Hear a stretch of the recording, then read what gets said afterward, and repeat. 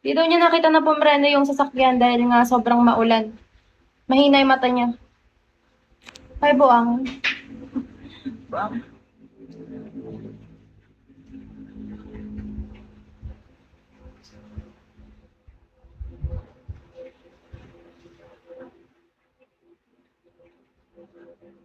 Ayan.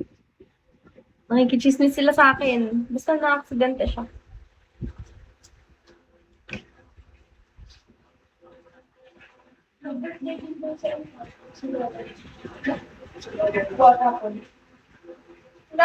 Chinat ko sa buling, naliligo ko lang kayo kung time ngayon na kung nasan kayo. Nakatutok. Oo, yata. Feeling ko.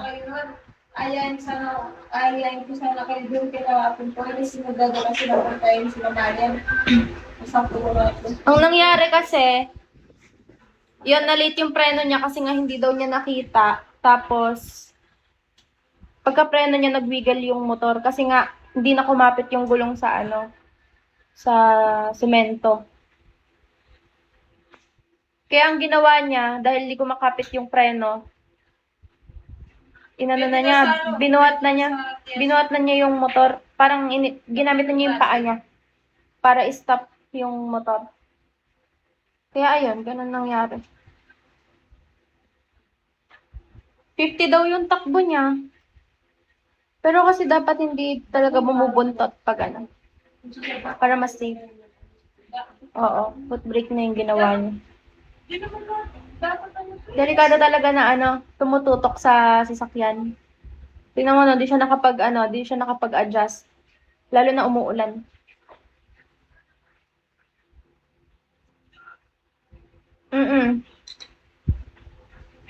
Okay naman siya. Wala naman siyang Oo, gas-gas lang naman. Nawala namang bali.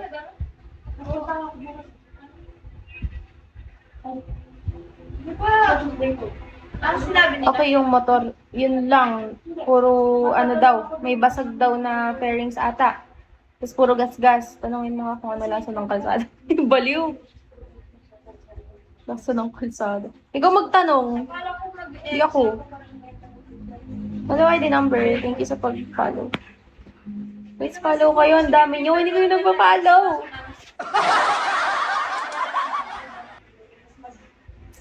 Baliw ka. Nag-chat nga siya sa akin. Hindi daw siya makatulog kasi. Siyempre nakaka-stress yung nangyari. Na-stress siya sa motor niya.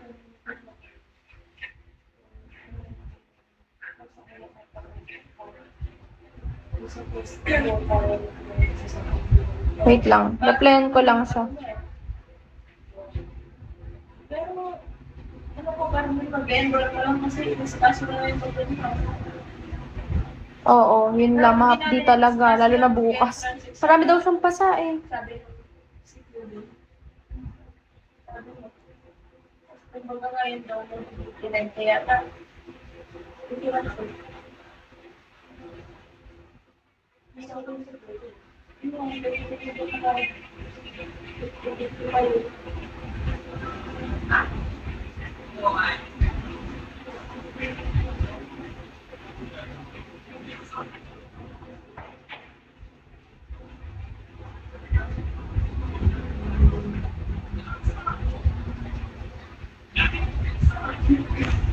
Hello guys. Thank you sa pag-follow. Wait lang.